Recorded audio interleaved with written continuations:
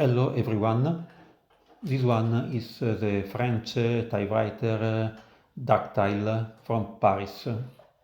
It comes in its wooden case.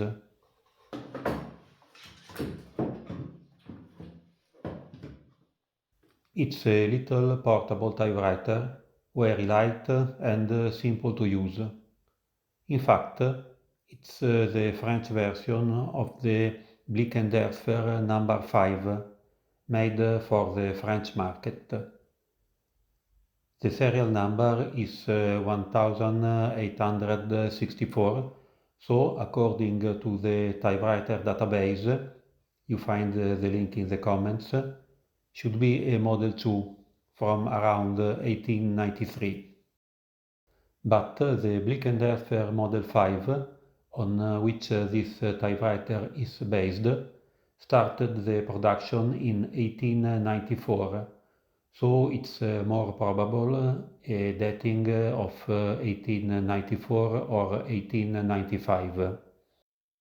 At that time, Germany and France were frequently at war, so for marketing reasons, it was better not to use a German-sounding name and use a French one, so Dactyle.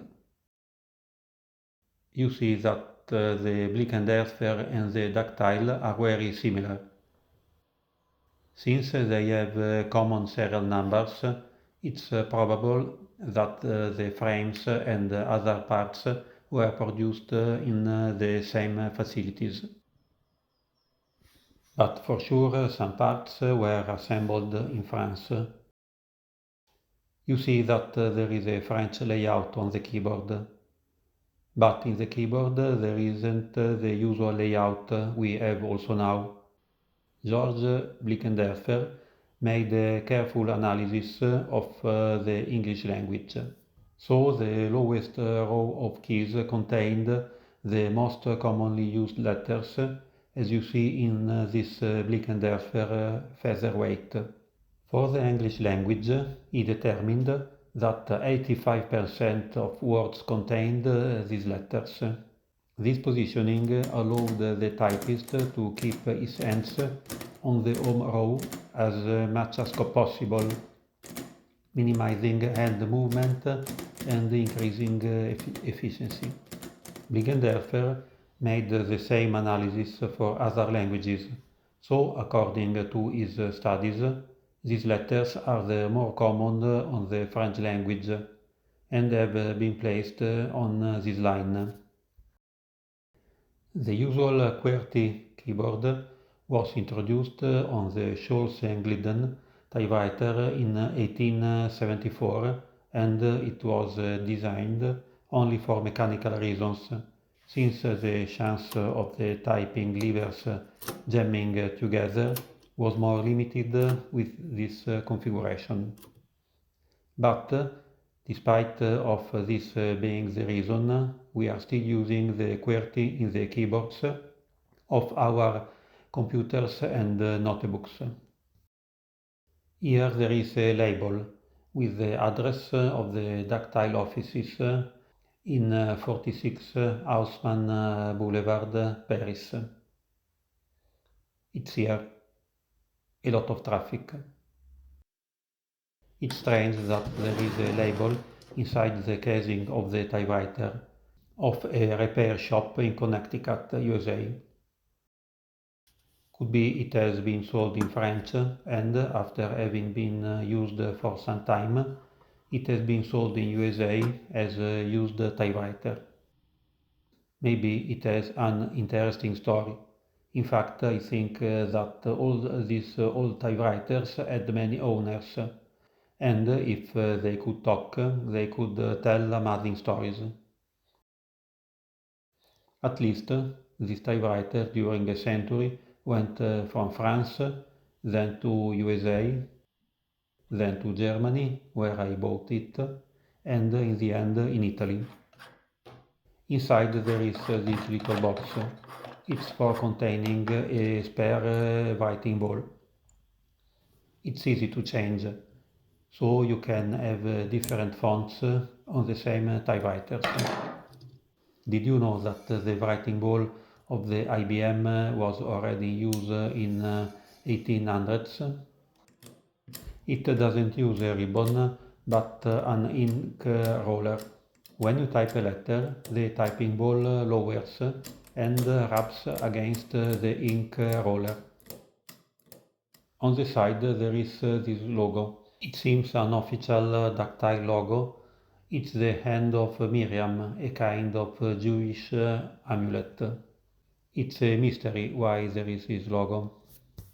There is a theory that the father of Maximilian Rochefort, an engineer who cooperated with Blickensderfer, was an anti-Semitic politician, and this was a gesture of defiance against his father. Here there is a keyboard. The spacebar is retractable. You see that there are 30 buttons, but for every button you have 3 characters. So you can have 90 different letters and symbols in a little space. Also in the typing ball there are 3 lines of characters. A line for minuscules, a central line for uppercases, and the last line for numbers and symbols. But to use all these letters, you need 3 positions in the shift for majuscules and minuscules, and not only 2 as usual. So in the 4th position you type minuscules. In the 2nd position the typing ball raises and you can type the uppercases in the middle. And in the 3rd position the typing ball rises again and you type the symbols and numbers, chiffres in French. This is the interline. You select the number of interlines with the screw. And this little bell advises when you approach to the margin. This bar here is to move the carriage back and forth, but you can do it also with the space bar.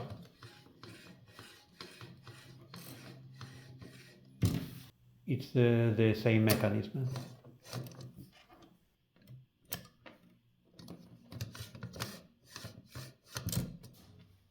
This is a real portable typewriter with its own case. I like to see that the concept of portability existed already in 1890s. It uses some solutions that nowadays would seem too rough, but in exchange it's very light, simple to use and cheap. A real consumer product from the end of 1800s. I don't think you can type very fast with this typewriter, but if you live in the 1800s and you need to type on the train or on the bus, this could be your typewriter. Have a nice day.